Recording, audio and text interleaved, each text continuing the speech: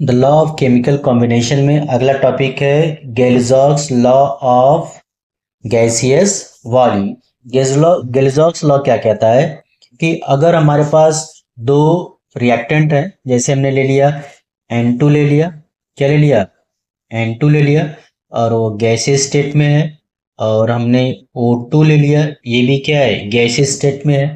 तो ये अगर रिएक्ट करें और किसी प्रोडक्ट का फॉर्मेशन करें, जैसे इन्होंने यहाँ बनाया 2NO, और कौन सा गैसियस स्टेट में है, ठीक है।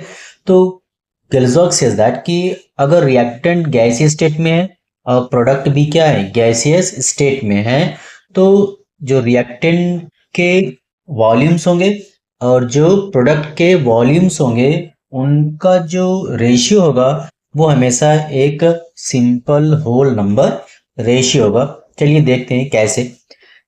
अगर हमारे पास ये रिएक्शन है, क्या रिएक्शन है, N2 गैसियस स्टेट में react with O2 in gaseous state में and forming 2NO in gaseous state में। यहाँ पे अगर मैं क्या निकालूं स्टोइकियोमेट्री, तो यहाँ पे स्टोइकियोमेट्री कितनी है 1 है, यहाँ पे कितनी है 1 है, और यहाँ पे स्टोइकियोमेट्री क्या है 2। तो जो नंबर ऑफ मोल्स होते हैं वही उनकी क्या होते हैं स्टोइकियोमेट्री। तो अगर मैं इनका मोल्स फाइंड करूं, तो इसका कितना 1 मोल लिया है, इसका भी कितना होगा 1 मोल, इसका कितना होगा 2 मोल होगा। अगर मैं इसको वॉल्यूम में रिप्रेजेंट करूं, तो इसका वॉल्यूम कितना है 1 वॉल्यूम है, इसका वॉल्यूम 1 वॉल्यूम है, क्लियर। और ये कितना है 2 वॉल्यूम। अगर मैं फाइंड करूं क्या रेशियो, क्या फाइंड करूं ratio among volume, among volumes, volumes, तो किस में फाइंड करना है N2 ratio O2 ratio NO।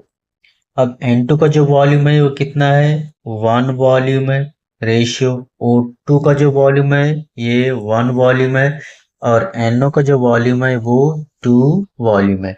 So therefore यहाँ रेशियो कितना हो गया 1:1:2, जो कि क्या है एक सिंपल होल नंबर रेशियो है। कैसा है ये सिंपल होल नंबर रेशियो, क्या ये simple whole number ratio.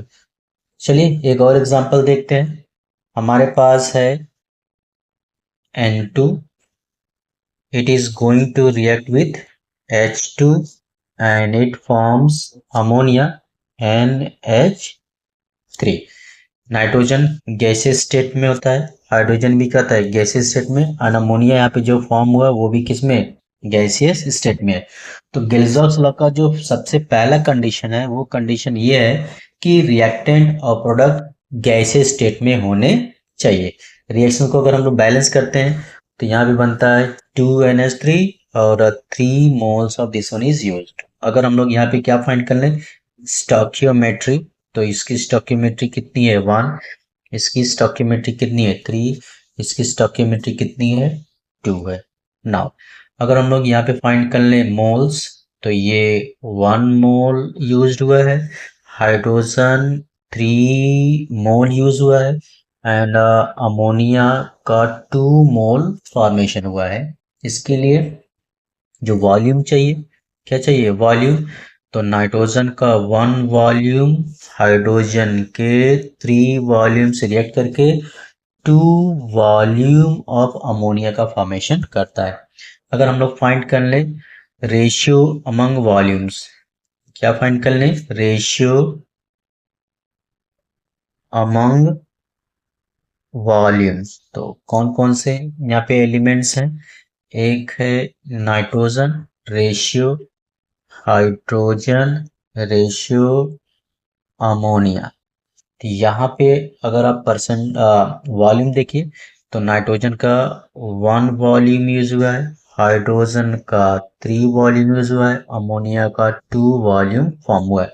So therefore जो रेशियो होगा 1:3:2, और ये जो रेशियो है कैसा रेशियो है सिंपल रेशियो है। कैसा रेशियो है simple whole number, simple whole number ratio होता है. So it follows Galileu's law of combining volume of gases. So Galileu's law what says?